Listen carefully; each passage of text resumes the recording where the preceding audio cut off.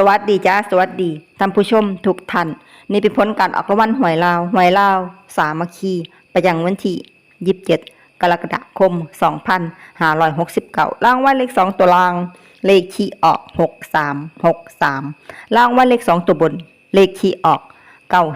9292รางวัลเลข3ตัวบนเลขที่ออก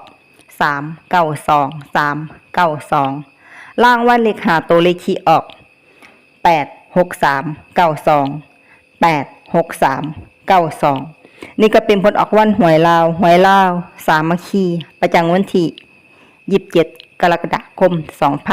2569ขอให้โชคดีมีชัยถูกหวยลาว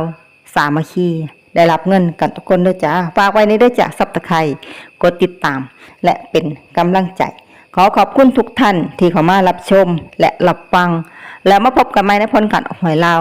วสามัคคีใหม่ในวันพรุ่งนี้สำหรับมื้อนี้ขอบคุณและสวัสดีจ้า